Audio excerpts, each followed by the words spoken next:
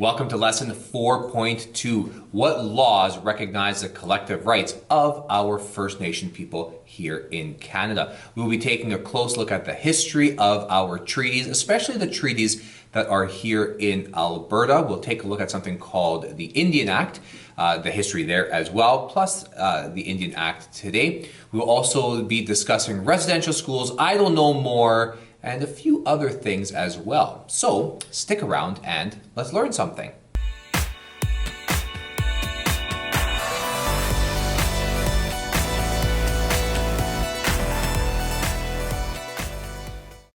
All right, what laws recognize the collective rights of First Nations peoples? This is lesson 4.2, like I said in the intro to this lesson. We are going to start with a flashback, a rewind, if you will, back to a few years ago when we first learned about something called the Royal Proclamation. The Royal Proclamation, King George III of England, he's the one that issued this in the year 1763, long before Canada became a country.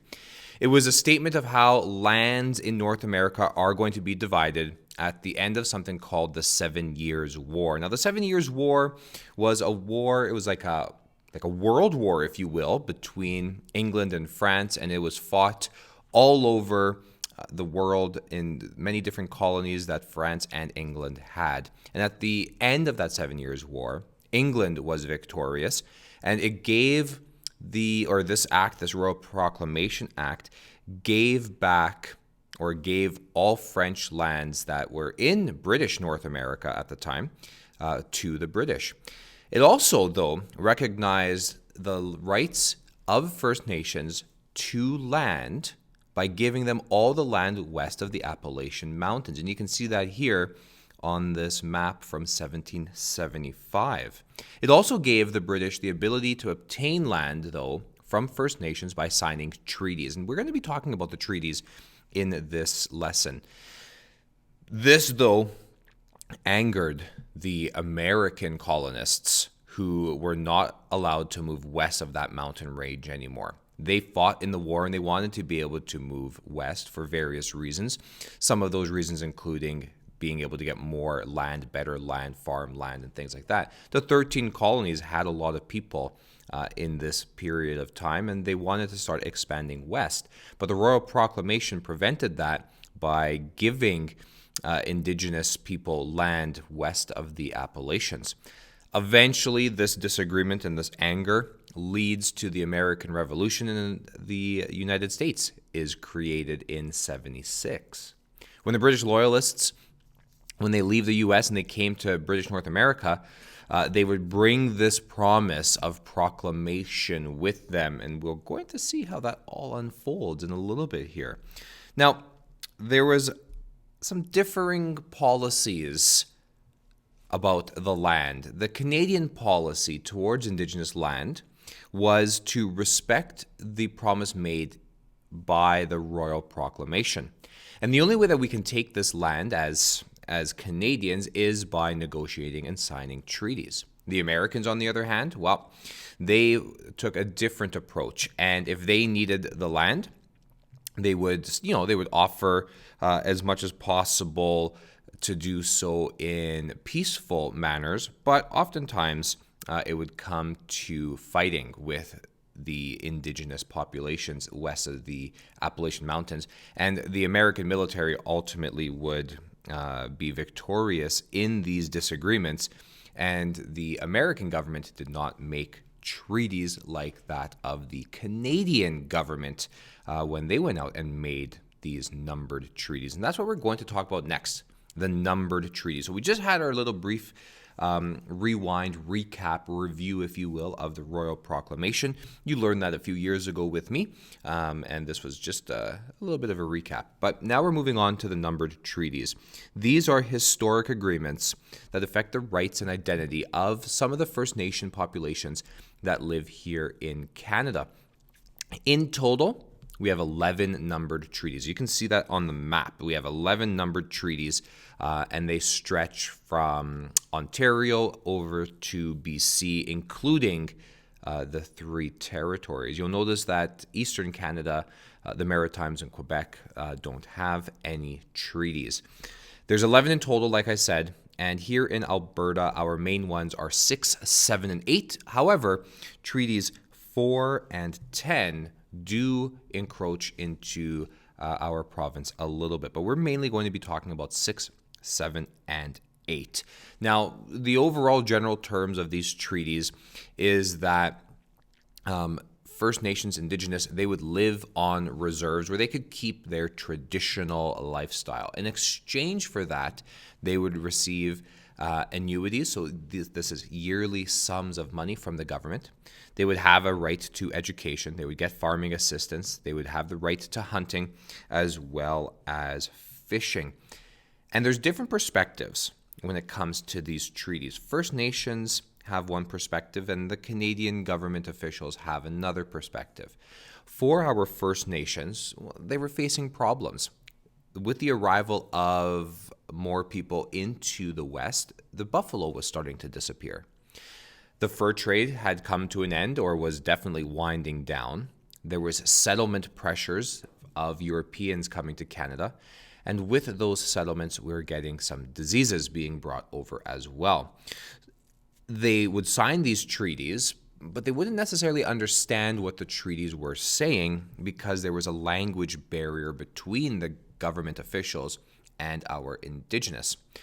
So another problem was that the ownership, the idea of owning land, and we talked about this back a few years ago if you've been with me for a while in my lessons, the idea of land ownership was foreign to First Nations.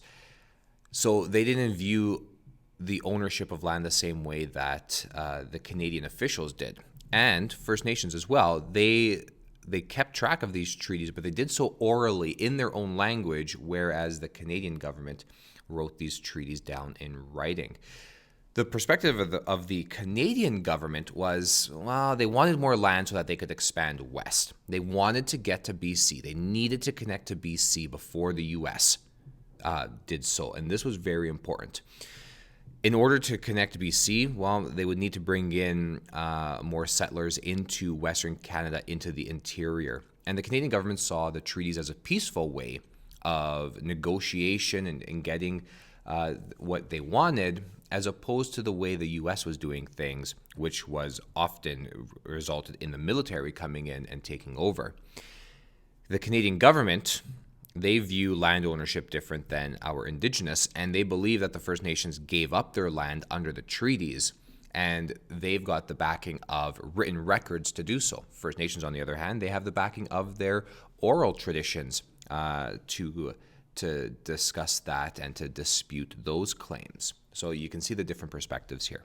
All right, let's jump into some of the treaties here. Like I said, we're going to be talking about treaties 6, 7, and 8. We're going to start with Treaty 6. Treaty 6 happened between the years of 1876 and 1889, and it affected mainly the Plains and Wood Cree. They were, as you can see on the map, in central Alberta and Saskatchewan, and the Indigenous population that was living here, they signed these treaties because many were dying out because of the smallpox epidemic, and obviously because the buffalo were disappearing. They were given the promise of medical care, and that's exactly what they wanted. But still, some First Nations resisted signing these treaties. They did not want to sign these treaties. Let's take a look at some of the specifics of Treaty 6. So we've got medicine. Okay, medicine is going to be kept at the home of the Indian agent for use by the people. We'll talk about what an Indian agent is in a little bit. They were guaranteed farming assistance and assistance for any famine and disease that might happen. Many Cree leaders, they weren't happy about this, especially Poundmaker and Big Bear. They were opposed to this because they saw it as their land, as something that could not be divided little by little and piece by piece. But they too, they saw what was happening to the Indigenous living in this area, so they figured, you know what, we better sign these treaties and get the help that we need from the Canadian officials, from the Canadian government. This brings us next to Treaty number 7, which was in 1877, and this was the Blackfoot Confederacy area of southern Alberta. And they wanted to do this because they wanted to connect southern BC to southern Alberta so that they could eventually build a railroad and to keep the Americans out. If this treaty was signed, then we can keep the Americans out, especially those whiskey traders and those wolvers that were coming up from Montana. And that's a little bit of a review from a few years ago as well. Most of the chiefs in the area of Treaty 7 were very cooperative, and they did support the treaty because they wanted that assistance, because they saw that their people were starving, that they had diseases, and they needed help. And again, we have that problem of the Americans to the south. We wanted to keep them out so that we could, as Canadians, as the Canadian government, could secure that the joining of BC into Confederation with Canada. This moves us on now to Treaty number 8 in northern Alberta and northern Saskatchewan, as well as northern BC, including the Northwest Territories. This was in 1889. The Cree, Beaver, and Chippewa nations are included here, and they're signing this treaty. This is a massive treaty that takes, this is the largest treaty that we have here in Canada. Europeans were moving west because of the gold rush, so the Indigenous communities of Treaty 8 wanted to make sure that they could secure their future. Like I said, this is the largest treaty that was signed. It included 39 different First Nations, and the Government of Canada promised that they would help out by providing food, because there was a lot of starvation that was taking place. That should say late 1800s, not 1900s, but there was starvation taking place in the late 1800s. The treaty promised that the old and the poor, that they would be taken care of, they would get the medical care that they needed, and the government promised that they would not interfere with their way of life. They would continue to have hunting and fishing rights, and they would receive annuities as well. So that, again, that's that yearly payment from Canadian officials, from the Canadian government.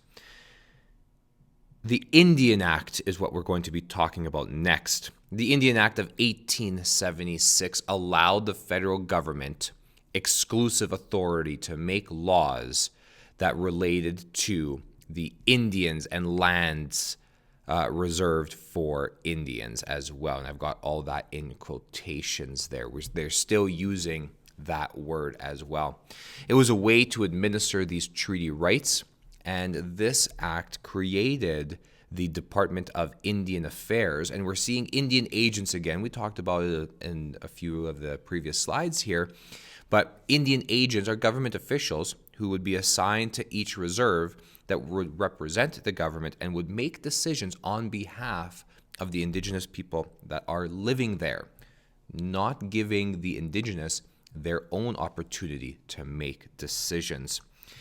Why was this act created? Well, it was first and originally created so that they could, and then when I'm saying they, I'm talking about the Canadian officials, so that the First Nations could be assimilated. It defined how they would be able to govern themselves, which is a completely different way of governing themselves. It restricted the mobility and political rights of our Indigenous. They couldn't leave their reserves, and they couldn't vote in Canadian elections. It prevented them from wearing traditional clothing, and they couldn't even have traditional ceremonies.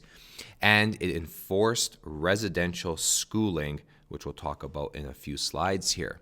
Until 1960, if you wanted to take part in, I'm using air quotations, you can't see it, but if you wanted to take part in Canadian society and you were Indigenous, you would have to give up your legal identity and your treaty rights if you wanted to take part, like in voting, let's say, for example. So today, what's happening with the Indian Act today, it still exists today, and it's exclusive to First Nation people, and it's beyond the legal challenge under the Canadian Charter of Rights and Freedoms. What the Act does today, it defines who a status Indian is, and it sets the rules for how reserves and bands can operate.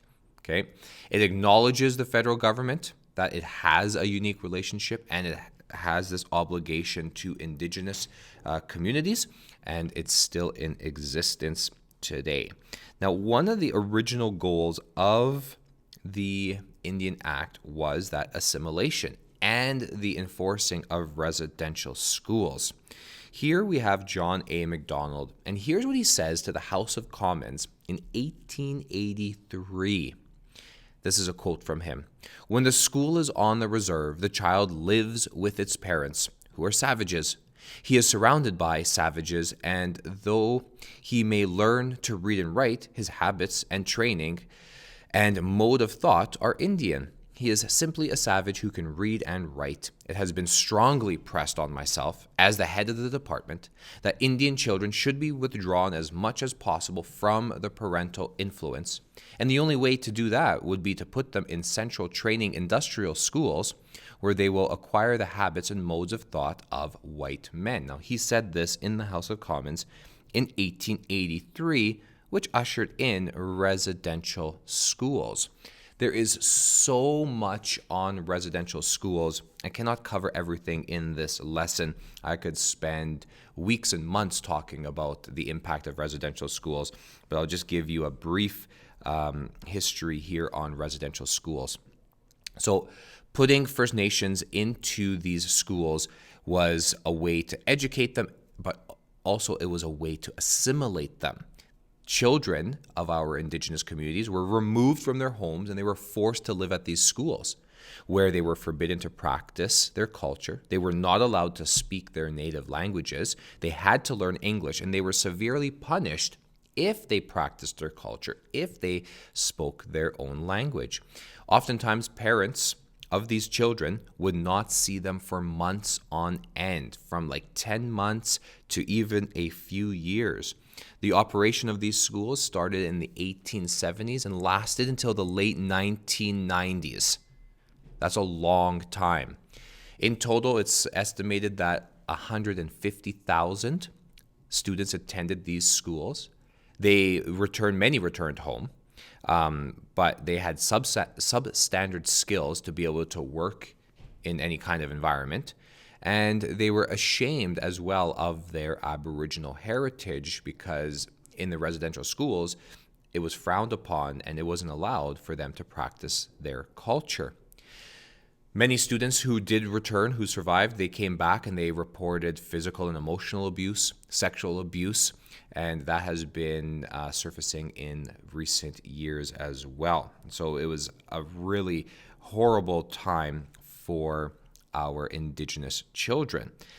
Eventually, in 2008, then Prime Minister Stephen Harper actually formally apologized on behalf of the government and started providing payment for survivors. So survivors would get $10,000 for the first year that they attended a school and $3,000 for every other year that they attended. So that was a little brief history on our residential schools. 4 things affirm the rights of our Indigenous. We've got the Royal Proclamation. We have the numbered treaties, there's 11 of them, the Indian Act, and also Section 35 of the Constitution of 1982. Section 35 says that the existing Aboriginal and treaty rights of the Aboriginal people of Canada are recognized and affirmed. So it's entrenched in our Constitution. Aboriginal rights include those of the First Nation, the Inuit, and the Métis people of Canada today. But the problem is that issues still do exist for our Indigenous populations here in Canada, despite the numbered treaties, despite the apology of the residential schools by Prime Minister Harper. There are still issues that exist today.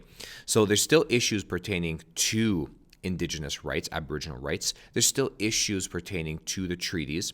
The conditions of many of our reserves is an issue. The destruction of our environment is definitely an issue. The effects that residential schools had on our population, that is still an issue. And of course, healthcare and education is an issue today as well.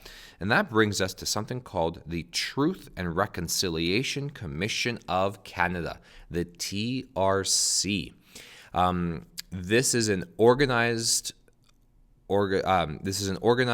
commission that is part of acknowledging the Indian Residential Schools Settlement Agreement.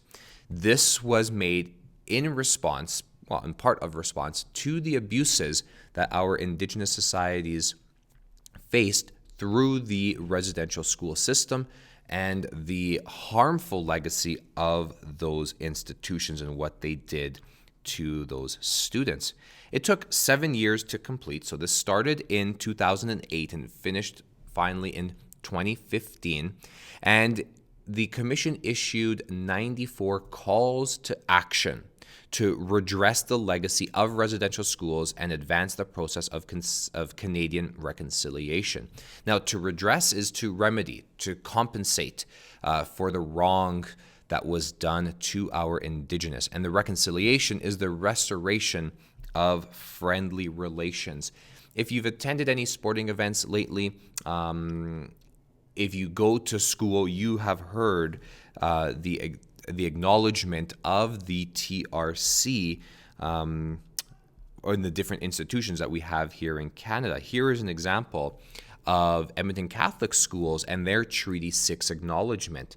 And here at Edmonton Catholic Schools, we acknowledge that we are on the traditional land of Treaty 6 and the home of Métis Nation of Alberta Zone 4. We also acknowledge the Inuit and other diverse Indigenous peoples whose ancestors have marked this territory for centuries, a place that has now welcomed many people from around the world to make their home here. We at Edmonton Catholic Schools commit to restoring and honoring the Truth and Reconciliation calls to action. We strongly believe that truth must be acknowledged to move forward to reconciliation. Together, we call upon our collective communities to build a stronger understanding of all people who dwell on this land we call home. This is Edmonton Catholic Schools Treaty 6 acknowledgement. Other schools or other divisions will have similar acknowledgements. Sports teams, the Oilers, the Flames, the Elk, the Stampeders, they all have a variation of an acknowledgement. And part of that is to recognize the Truth and Reconciliation calls to action.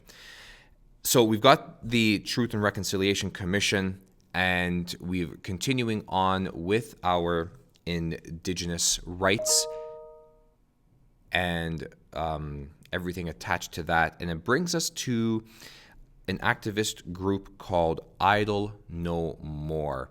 Idle No More was started by Indigenous women, and they've staged protests, marches, flash mobs. They've blocked bridges and highways, all to gain attention so that we can get Aboriginal sovereignty, the ability to self-govern themselves, okay? They want respect for treaties, they want protection for the environment, and they're calling on the government to address a number of issues, okay? One of the major issues that they want to address is that of missing and murdered Aboriginal women. So we can see that we have a lot of issues that still exist today, from the rights to treaties to the conditions, environment, societal issues, residential school effects, and health and education. These are still prevalent today that need to be addressed, and this is what we are working towards. What I'd like you to do right now is head over to your notebooks and complete the questions for this part of the chapter.